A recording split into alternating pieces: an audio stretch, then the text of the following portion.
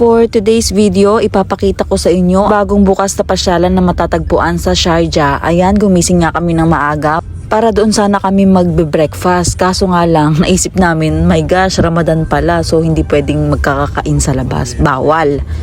Nakita lang namin yun sa Facebook, so ngayon lang din namin makikita kung talagang maganda siya kasi nga sa Facebook, napakaganda. So tignan natin sa personal. Nadaanan nga pala namin yung mosque na yan, yung pinakamalaking mosque sa Sharjah. So ayun na nga, mag-reality check tayo, titignan natin kung talagang maganda siya sa personal. Dahil nga nasa Middle East tayo, ayan, puros desierto madadaanan natin. After a long drive, andito na kami sa bungad ng Hanging Gardens. So ayan na po siya. Na-excite na kami dyan pumasok kasi nga sa labas pa lang maganda na. Maya-maya lang ay makikita na natin yung loob niyan, so huwag kayong excited. Charot. So ayan, maghahanap muna kami ng parking at kakain muna kami kasi nga hindi pa kami nag-aalmusal.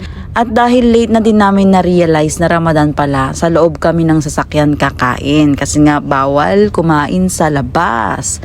So ayan na nga po, andito na po tayo sa bungad gate pala ng Hanging Gardens. Ayun, ang ganda-ganda po niya. Kaso nga lang tirik na tirik ang araw. May mga tao na yan sa loob tsaka may mga paparating pa. O, diba? Ang daming gustong maging totong. Kung kailan kasi start ang summer, saka naisipang mamasyal. At ayan na nga, itutur ko na kayo. Ayan, diba? Vlogger na vlogger.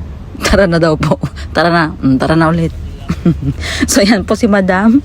Yan ang aking mga kasama. Dahil sobrang haba ng biyahe, magsi-CR muna kami dyan. Hinahanap namin yung toilet kung saan. Syempre habang naghahanap kami ng toilet, video-video muna tayo para may pang vlog. Charot. So ayun na nga po, tapos na kami mag-CR. Ayan, mag-start na tayo mag-video-video dyan para may pang reels tayo. Meron pa siyang playground para sa mga bata. At papunta na nga po pala tayo sa falls. So ayan na po ang kanilang falls. Diba ang ganda? At saka ang taas-taas ng hagdan. Ang dami-daming hagdan dyan. Pero hindi na kami umakyat kasi nga sobrang init. Talagang masusunog ka dyan pag umakyat ka pa. So ang best time na isasuggest ko sa inyo para pumunta dito is mga 5 o'clock, 5 p.m. ganyan.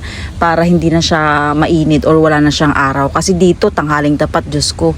Kaya nag-decide na din kami na umuwi na lang din agad. Kasi nga sobrang init. As in, nag-stay lang siguro kami sa loob mga 2 hours para magpicture. O diba, sobrang ganda niya. Kaya po hapon po kayo pumunta. Hindi po kayo magsisisi sa ganda, promise. Thank you for watching. Bye!